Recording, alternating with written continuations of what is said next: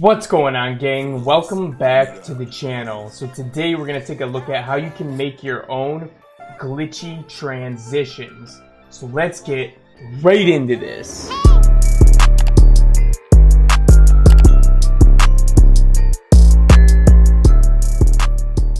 Okay, so there's a couple parts to this process. So the first thing that we're going to do is we're going to go through our inventory of different sounds that we have, and we're going to try to find a kick sound that has like a lot of lower end to it and is really tony.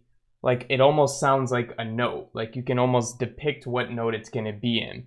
So these are kicks you wouldn't normally use in like a trap beat or something like that. Maybe more for like EDM or something, but they're always spread within different packs. So if you have a bunch of different sample packs, you'll be able to find something for sure. So I'm going to go ahead and search for kick in here and see what comes up.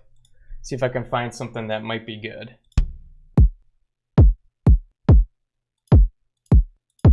Something like that might work, actually. See how it has a lot of tone to it and it's got that little weird bass? Not something you would want to use in a trap beat, but it could definitely work. So let's go ahead and slide this in. All right, let's start working with this sample. So the first thing we're going to do is we're going to warp it so that we can play with the length of it and all that good stuff.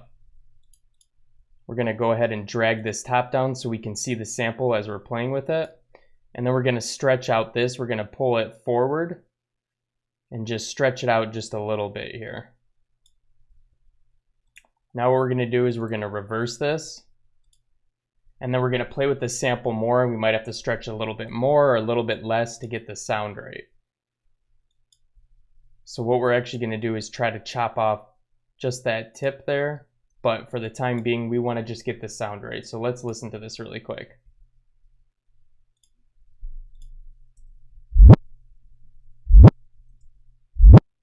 Okay, I think we might be able to stretch it out a little bit more.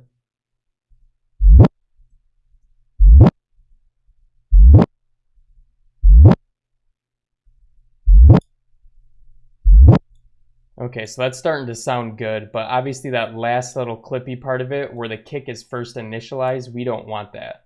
So we're going to chop that part out. We might even be able to chop off just a tid more. Let's see.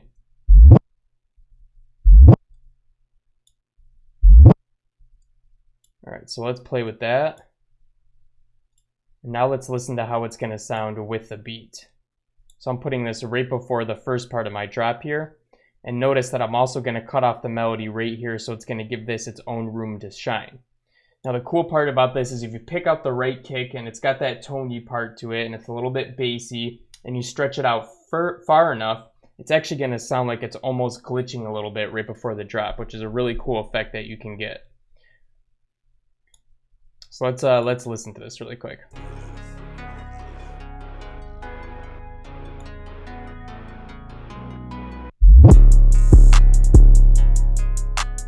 So that sounds really cool. We might even be able to stretch it a little bit more. Let's just see.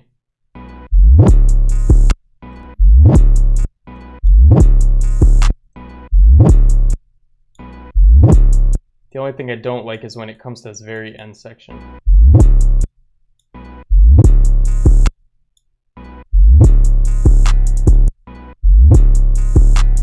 All right, so I think that sounds perfect. We had to chop it off a little bit more. We stretched it out even more, so this is going to be something that you're going to have to play with until you get it to your liking. But then once you're done with it, you know, you can just save it. So what I like to do when I'm saving it is what I'll actually do is I'll just freeze the track and flatten it. So when you freeze and flatten it, it's going to turn it into an MP3 file. So from there you can say show in Finder, and it's actually going to bring it up in your Finder. So now you have it here. And you can copy and paste it and put it into your folder and rename it to whatever you want. So now that we got this set up a little bit better, let's go ahead and listen to it.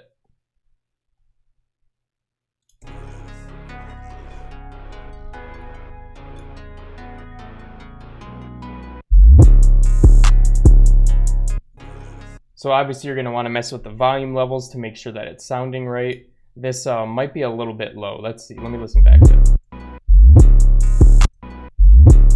Actually, I think it sounds pretty good where it's at.